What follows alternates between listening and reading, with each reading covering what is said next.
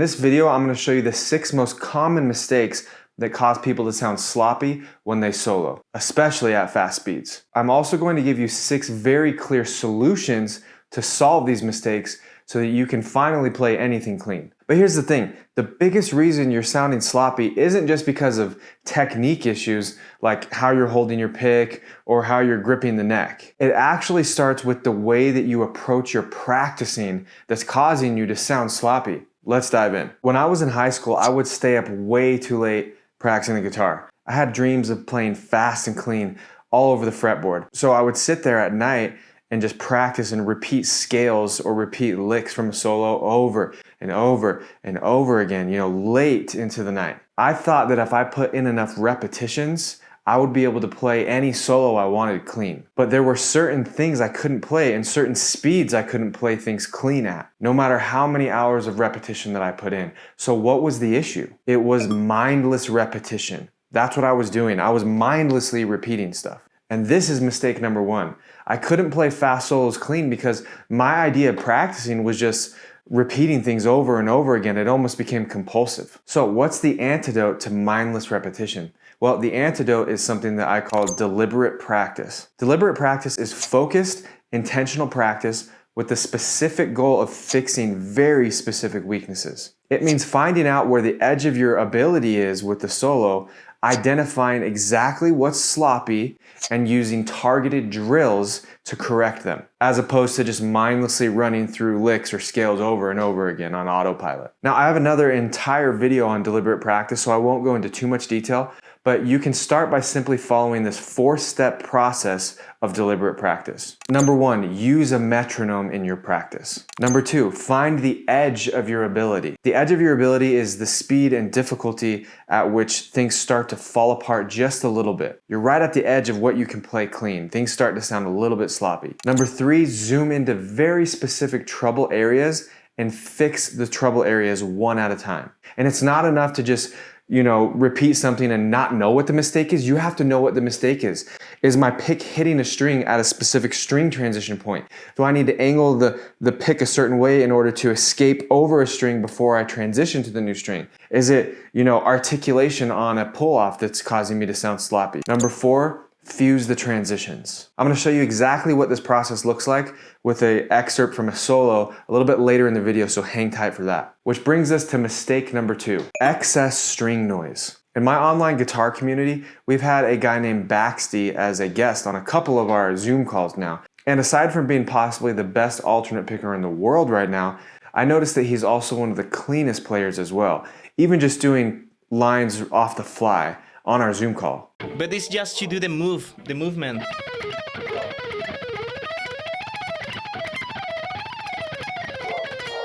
So check out that clip from the Zoom session again and notice his palm and his right hand in his picking hand. The movement.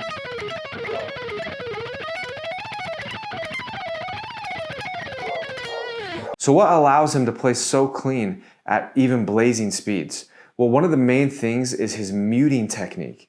And that's the antidote to excess string noise. Solid muting technique. So in order to get a really solid and clean sound, you need to mute the strings with both the palm of your picking hand and the underside of your pointer finger in your fretting hand. So if I'm playing this Paul Gilbert sequence,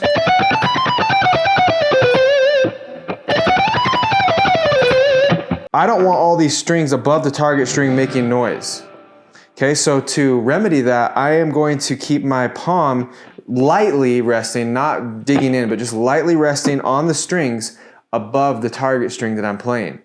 Now, you have to dial this in because I'm using basically the face of my palm all the way through the side, the inside of my palm, even the side of my thumb to mute. Now, if you're too far this way, then you're not going to be able to do it, and you're also going to start covering the strings that you're playing. So you have to really feel it out to where you're muting all the strings and almost muting the string that you're playing, but not quite. This is a process. You have to take a few notes at a time. Let's say I take these notes right here. Now, when I hit that note, that last note on the high E string, I want to make sure that my palm is resting on the E, A, D, G, and B strings by the time I get to that note. that it's firmly resting there so none of the other strings are going to make noise. Now, I also don't want any of the strings below the target string making noise either, so I'm going to use the underside of my pointer finger to mute those. So if I'm playing this part of the sequence, right, what I'm doing is my pointer finger is flat enough so that anytime I transition to a new string, it's muting those strings below the target string. So your palm mutes the strings above the target string and the underside of your pointer finger mutes the strings below the target string. Also, a really big thing, the last thing that's more of like a more nuanced high level thing is the pointer finger, the tip of the pointer finger can also be muting the string directly above it, directly adjacent above it. So if I'm playing notes on the G string, right here, every time I place my first finger down, my pointer finger, the tip of it can be muting the D string right above it. Let's take a look at that Baxty clip and see how Baxty is doing this. His palm is always resting on, it almost looks like he's resting on all of the strings, which he's not. That's how dialed in his right hand is. It's muting all of the strings except for the target string that he's playing. It's so razor close to the target string that he's almost accidentally muting the target string, but he's not. That's how dialed in your right hand, your palm muting has to be. And you can see his first finger here. Every time he plays his notes on his first finger, it's flat enough to be muting the strings below the target string. So again, the problem is that not many people specifically practice their muting technique in isolation from other techniques. Again, they're just mindlessly repeating shit, hoping it cleans itself up. So every day you have to start with a small section of a solo that you're working on that's sounding sloppy and focus specifically on muting technique, just like I did with those handful of notes that I showed you from the Paul Gilbert sequence. Mistake number 3. This one's so common, and it's poor synchronization. The antidote to poor synchronization is really in how you approach practicing synchronization. So here's my 3-step system to develop bulletproof synchronization. We have to practice synchronization in very small sections at first. And this might seem obvious to you, but if you're sounding sloppy still, you're not targeting very specific and small sections first and then building upon that. You have to do this with everything that you practice, whether it's specifically practicing synchronization or specifically practicing your muting technique. And we also have to target the specific speed that your synchronization starts to fall apart at. We need to be in that sweet spot at the edge of your ability, like I talked about earlier. And the last thing is we need to go from click to click. So let me show you how I'm doing this with the Paul Gilbert line. I know that at 116 beats per minute, my synchronization starts to fall apart. See?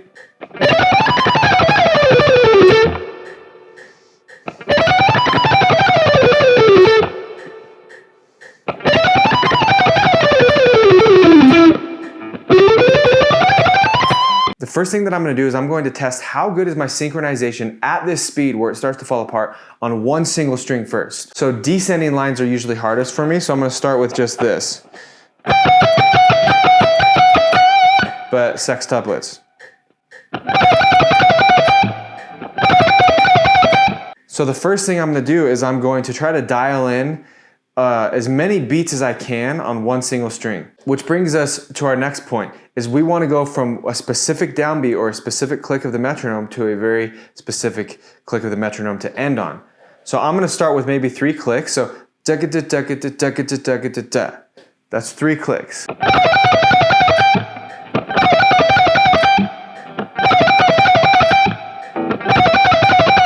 Okay, from there, I'm gonna add maybe the notes on some other strings to see if I can keep my synchronization tight as I'm transitioning strings.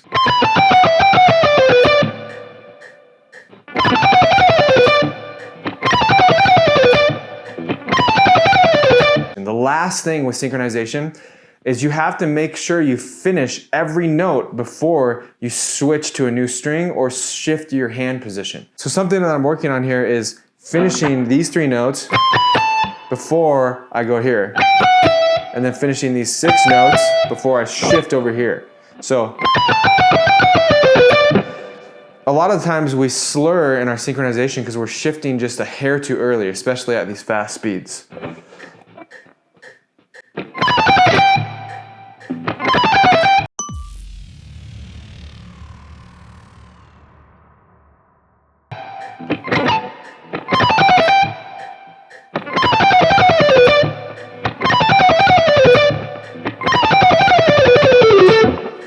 Already just focusing on finishing the notes completely before I shift is helping my synchronization. All right, let's move on to the next mistake. It's crazy because I have my students come to me all the time with a solo that they're playing and their muting is good, their synchronization is good, but something is still not sounding as clean as the actual song. And when we break it down, it's almost always poor articulation. If the other things are taken care of, and that's mistake number 4. Now, when I say articulation, I'm talking about how clear can I hear each individual note. Articulation starts to slur and become sloppy, most commonly with hammer-ons and pull-offs, specifically pull-offs. So let's take a look at how we would clean up the articulation on this Eddie Van Halen style lick that's kind of similar to Hot for Teacher. I saw Nuno Betancourt just rip this off on Rick Beato's channel, and I was like, how is his articulation is so good. What a great solo. So let's dial in how we would try to get the same articulation that Nuno has.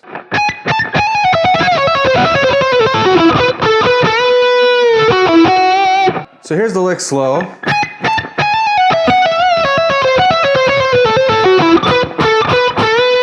Now here, your right hand muting has to be dialed in because we're doing bends and pull-offs. And if your right hand muting isn't dialed in, it's not going to sound good. But when I'm working on articulation, I start with a very few amount of notes. Again, it's so easy to just repeat the whole lick over and over. And I'm going to start slow and see how clear can my articulation be on a very small amount, maybe the first few notes. How clear can it be at a very slow speed first?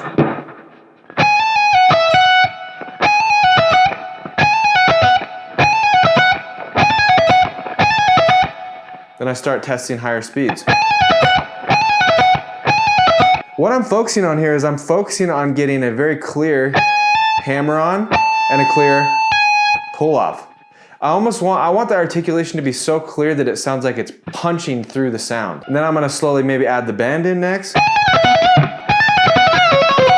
Maybe I'll add that in next.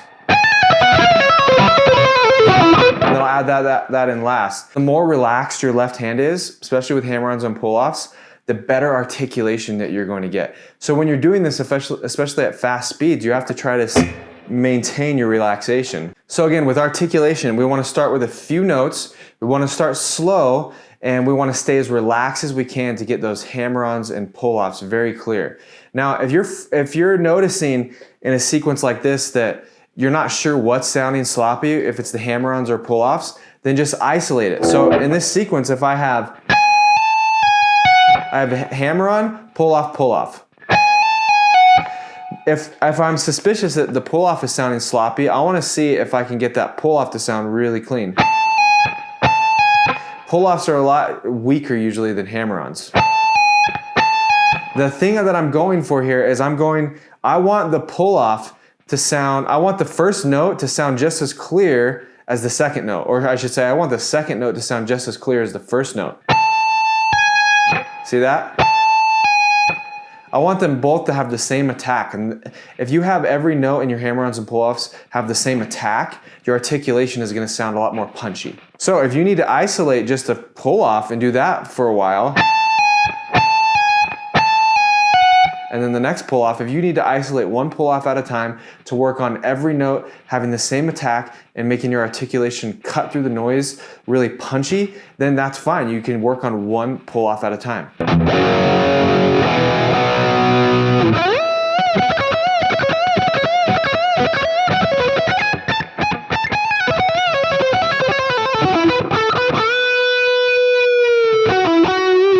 Let's get to the next mistake.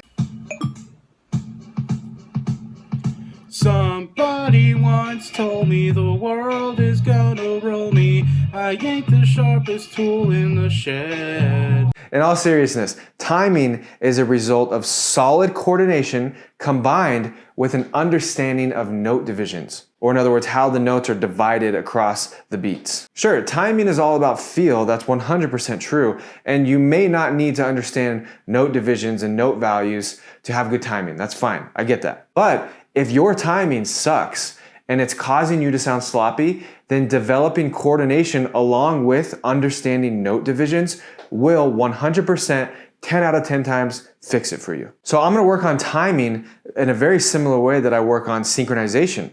I'm going to start with a few amount of notes, and I'm going to target very specific clicks of the metronome, very specific beats. So with this Paul Gilbert lick, I know that these are sextuplets, 6 notes per click. 1, 2, 3, 4, 5, 6, 1, 2, 3, 4, 5, 6. That's 6 notes per click. These are sextuplets. So if my timing is off, I'm gonna go to my metronome. I'm gonna go to my metronome speed at which things start to fall apart, right at the edge of my ability. This goes back to deliberate practice. I'm gonna start at a really slow speed, or a moderately slow speed, so you can hear how I'm starting on a very specific click and ending on a very specific click. And my main purpose here is I want the 6 notes per click to sound very even. Da da da da da da da da da da da da. 1, 2, 3, 4, 5, 6. 1, 2, 3, 4, 5, 6. I want them evenly spread across every beat. And to practice the timing, a lot of times I'll start with one single string. This is called a regression. I'll do a regression. Maybe I'll start with 2 clicks.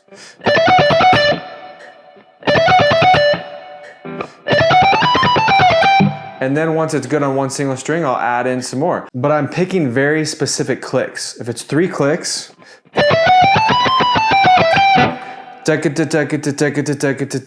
okay, so I choose the amount of clicks.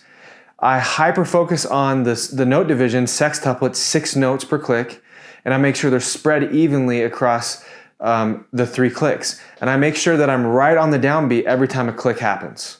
And last but not least, one of the biggest mistakes that's causing you to sound sloppy is that you haven't been taught the art and science of string transitioning with your pick. See, most people sound sloppy, especially at high speeds, because their pick gets caught on the string. And I'm gonna give you the solution for that, but this video has gone on long enough, so if you want the full breakdown of string transitioning, click this video right here.